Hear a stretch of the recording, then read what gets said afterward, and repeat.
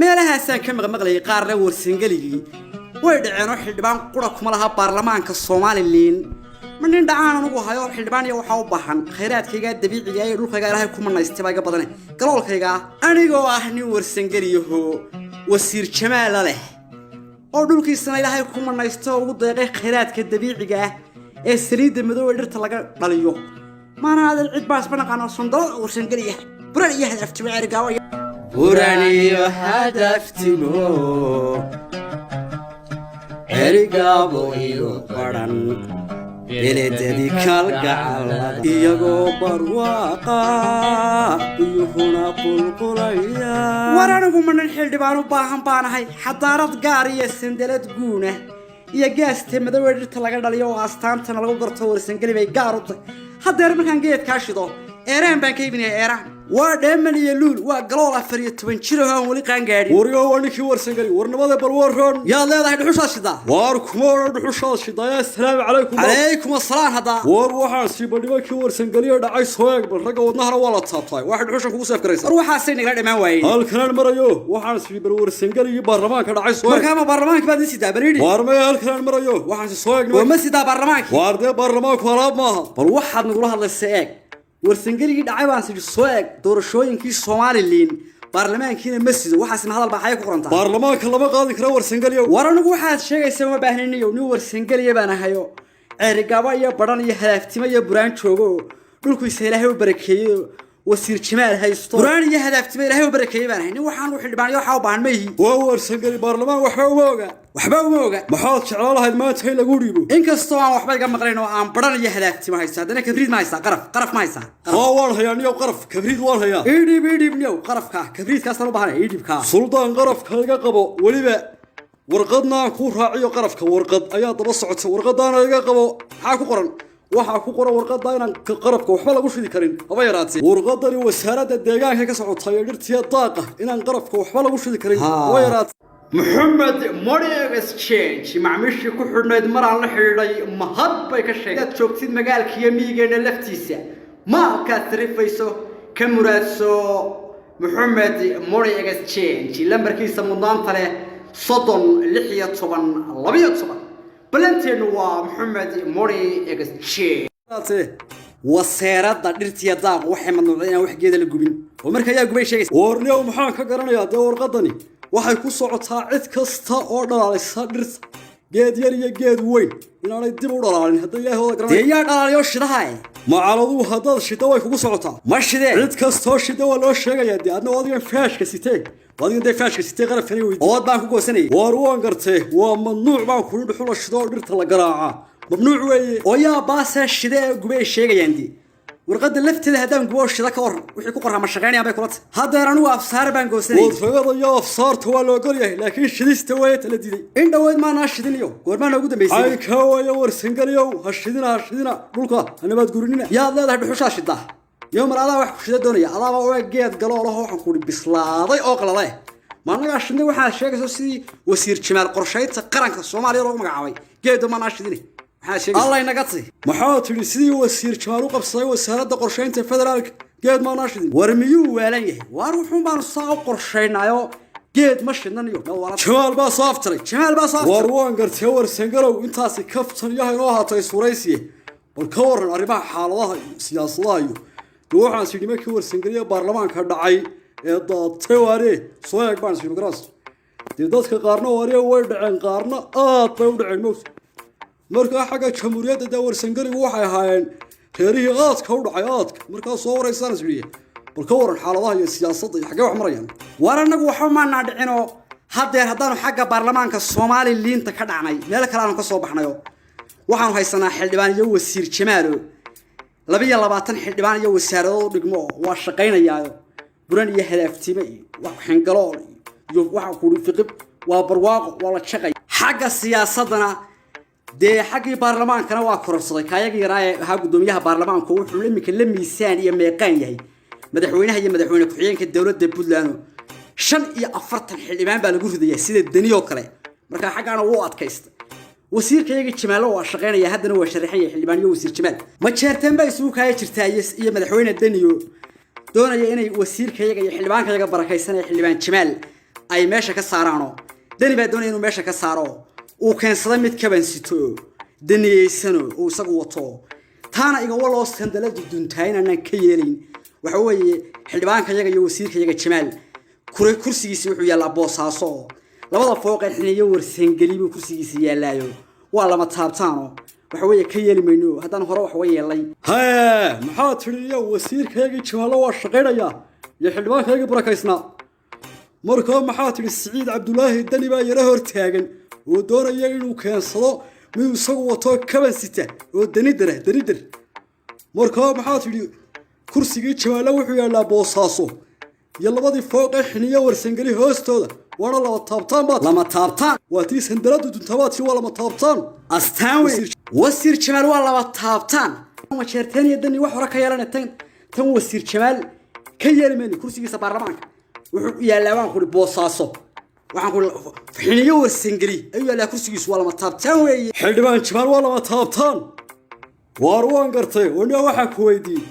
sandaladii ballaadhnayd ee warsangeli ee xadaarada ahayd ee masaarida wax ka iibin jirtay ballaadhnayd ee halka deganay niyo ma halka wasiir baa deeqayniyo dooniba ka warsangeli barakaysana oo macal xilib waxa ku baarlamaanka ay Soomaaliya ka dhaceeniyo wixii kale oo dhan iyo wixii kale xabada sax ka filaatay miyaaniyo nimanka warsangeli ballaadhna oo niyo maxaa loo lahaa warsangeli wax nool bacun hadii wasiir kaliya ku filayahay warsangeli wax nool bacun maxaa loo lahaa niyo diiniyada waa aqalay heerku waa heer iman qabaha daahid waar warsangeli wasiirkaas ku filanayo quraniyo tan iyo tii aadan cadda iyo tii ingiriiskiiba reerku waa sandalada wuxuu masaarifsadaa xadaarada iyo aqoonta iyo sandalada masaarifsadaa marka anagoo laba wasiir ku xigeen la imika tii Maxamed Siyaad Barre ayaan ku Maxamed Siyaad Barre intaan u yeedhnay madaxweyne labada shilin suulis kaga dhig labada shilin suulis kaga dhig macnaha labada wasiir ku xigeen wasiir kaga dhig ilaa maanta dee wanaga masaarifsanay waxaan ku mashaariic iyo wax soo qorsheynaa maanta nafsiis kaga jira waa wasiirkii bariga aanu ku niri labada shilin suulis kaga dhig marka wasiirkaas naga badan anagu wax kale aan wadna waa sandalad baan masaarifsanaa iyo xadaarad iyo wax fog marka warsangeli warkiisu waa sidaas bal adigu waxaad iga warantaa siyaasadihii iyo waxaan ku doorashooyinkii Soomaaliland gudoomiyihii doorashada baarlamaanka iyo xagee la isla marayba arrimaha iga waran xagaa siyaasadaha iyo waxa warsangelo ku waramay de mar hadaadan baarlamaanka Soomaaliland waxba ku lahayn warkooda ma hayside aan ku waramay niyo xildhibaanadii iyo wixii shacabku doorteen iyo wixii habeenba mid baa la iibsanaya oo timir xalaal saalo xagana mid laga soo iibsaday haddana xagana mid laga soo iibsaday haddana mid kale la sii iibsaday marka way socotaa timir bay noqday markaana dhacdaan ba khayr baa ku jiray baniyo khayr fadeexada meesha ka taaganiyo dad dhan baa waxay ay doorteen galala riiyo lax wuxuu yahay oo farteedu eeday reero dhan baan telefoonada qaban oo xildhibaanadoodii la waayay waare marka warsangeligu sharaf iyo halkaas sandalad ilaahay baa halka khayr dabco aan soo saarinba waar maxaa tiri balak ku degti maxaa tiri warsangeli fartiisu eedi lahaa oo ceeb uu ka badbaadaa soo ka baxsaday maalin ba xildhibaan baa la waayay lahaayo reero dhan baan imika waxay doorteen galala waa tiri miyaa oo fartooda eeday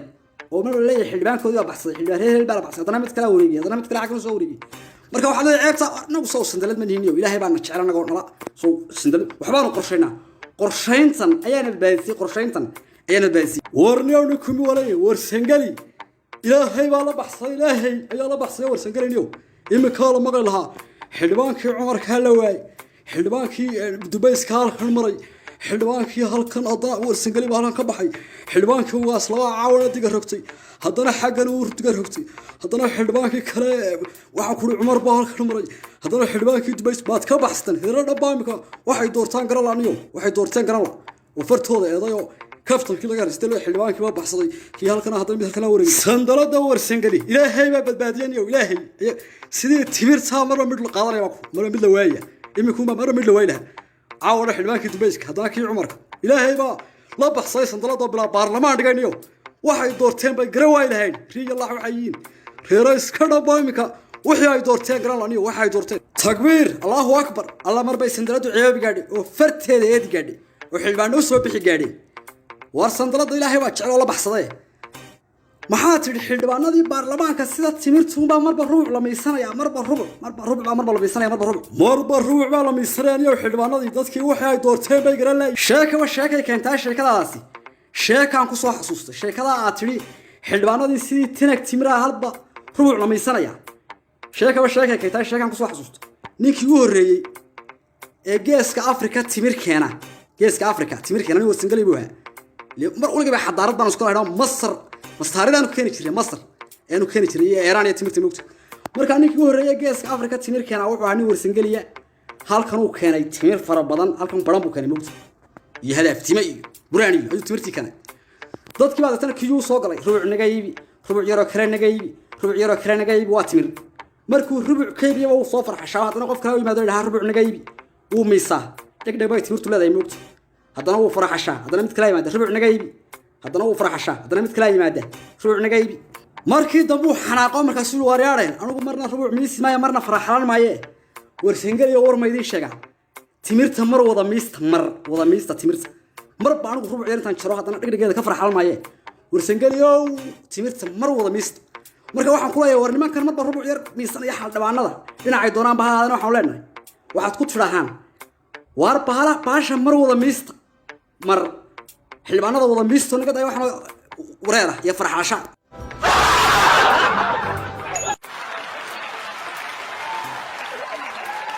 markiska daaru